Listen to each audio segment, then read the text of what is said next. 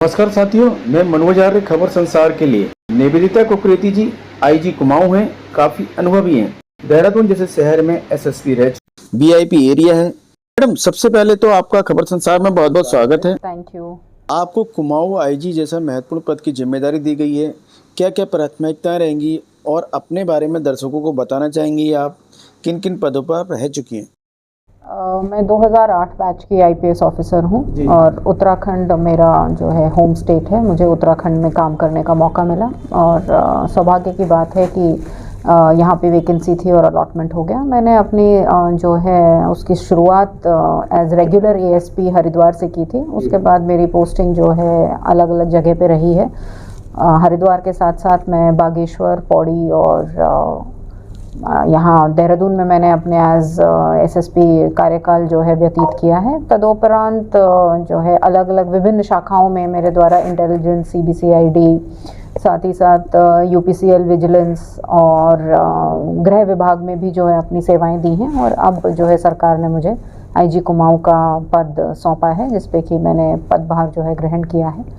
और कुमाऊं क्षेत्र की अगर मैं बात करूं तो कुमाऊं क्षेत्र में जो है मेरा यहाँ पर जो कार्यकाल में जिस पे मैं फोकस करना चाहूँगी वो ये है कि एक तो भारत सरकार और राज्य सरकार की जो अपेक्षाएं हैं और उनके द्वारा जो विभिन्न उसमें जैसे नारकोटिक्स हो गया, साथ ही साथ साइबर क्राइम हो गया, इसी के साथ साथ जो भारतीय नागरिक सुरक्षा संहिता और भारतीय न्याय संहिता जो हमारे यहाँ पर लागू हुई हैं और जिससे कि हम टेक्नोलॉजी ड्रिवन पुलिसिंग की तरफ बढ़ रहे हैं, तो उसको जो है इंश्योर करना कि हम उसकी तरफ बढ़ें और जो हमसे उम्मीद की जा रही है उस पे हम लोग जो हैं खरा उतरें। मैडम, आपने पिछले महीने ज्वाइनिंग की है और आपके सामने कैंची ऐसे मेले जिसमें लाखों लोगों की संख्या आती है, सफलतापूर्वक मतलब बाकायदा उसमें ऐसी हड़बड़ी ऐसा कुछ नहीं मिला आपकी और पहली बार, तो उसको लेके आपको अनुभव कैसा लगा?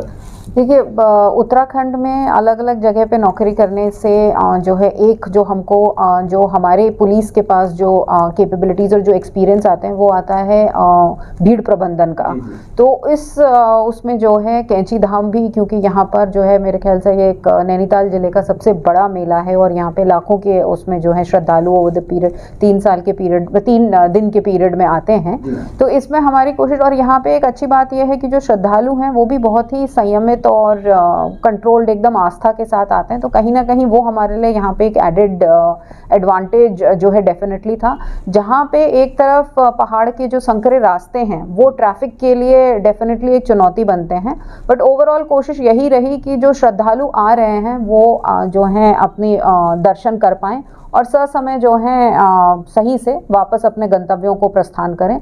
तो इसमें सभी का मैं ये नहीं कहूँगी कि एक अकेले का इसमें काम है, ये टीम वर्क बहुत अच्छा हुआ है। इसमें जो है सभी जनपदों से हमने एसएसपीज और एसपीज को भी जोनल ऑफिसर्स बनाया था। यहाँ जो एसएसपी नैनीताल हैं उनके द्वारा भी काफ़ी मेहनत की गई और साथ ही साथ कैंची धाम ट्रस्ट के द्वारा भी हमें काफ़ी सपोर्ट किया गया। तो ये टीम वर्क होता है अल्टीमेटली, और सभी ने जो है इसमें अच्छा जो है कार्य किया। मैडम, लगातार ना डिस्ट्रिक्ट में आप देख रहे हैं, खासकर हल्द्वानी में हाईवे या रामपुर रोड आपका इधर एक्सीडेंट लगातार हो रहे हैं, इसके लेके भी पुलिस कुछ करने जा रही है? डेफिनेटली ये यहाँ पे एक टोपोग्राफी का भी थोड़ा सा जो हमने एनालिसिस किया, टोपोग्राफी भी यहाँ की थोड़ी सी मतलब एकदम से पहाड़ से नीचे उतरते हैं तो बहुत ही स्टीप हो जाती है, तो कहीं ना कहीं जो है उसमें आदमी का संतुलन खोना जो है हो जाता है। तो इसमें अभी हम लोग कार्य कर रहे हैं। इसमें मैंने ट्रैफिक निदेशालय भी बात की है और हम ये प्रयासरत हैं कि एक जो इसमें स्पेशलाइजेशन रखते हैं उनको हम लोग यहाँ पर एक सर्वे करवा सकें कि क्या चीज़ों की रिक्वायरमेंट और किस तरीके से जो है यहाँ का ट्रैफिक उसको जो है इम्प्रूव किया जा सकता है और जो एक्सीडेंट्स के कारण हैं उनको थोड़ा कम किया जा सकता है। इसी के साथ साथ district level committee, traffic safety committee भी बनी हुई है, तो उसमें भी ये जो हैं चीज़ें टेकअप की जाती हैं डीएम और एसएसपी के लेवल पर। मैडम, आखिरी सवाल, युवा जो भविष्य होता है और नशे को लेके मैडम लगातार, क्योंकि युवा फंसते जा रहे हैं चंगुल में, नशा ऐसा एक चंगुल है कि उससे निकलना नामुमकिन, मतलब जैसा कह सकते हैं कि बच्चों के लिए मतलब भविष्य के लिए पुलिस क्या कर रही है? देखिए, इसमें मैं ये कहूँगी कि नशे पे भारत सरकार भी बहुत जो है इसमें सीरियस है और उनके द्वारा भी लगातार इसमें रिव्यू किया जाता है। हमारे चीफ सेक्रेटरी महोदय भी इसमें रेगुलर मीटिंग्स लेते हैं, डीजीपी साहब भी। तो इसमें मल्टी प्रोंग स्ट्रैटेजी की आवश्यकता है। पुलिस एक तरफ से कहीं ना कहीं सप्लाई चेन को रोकने के लिए पुलिस का एक बहुत इंपॉर्टेंट रोल सामने आता है।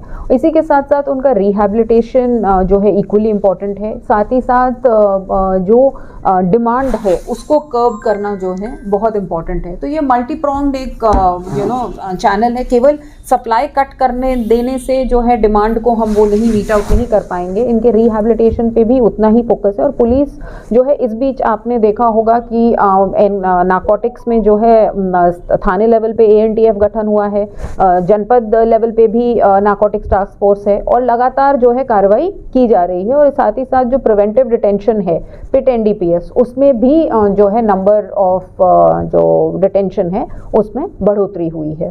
थैंक यू मैडम, आपने हमारी खबर संसार के हर सवालों का जवाब बड़ी बेबाकी के साथ दिया और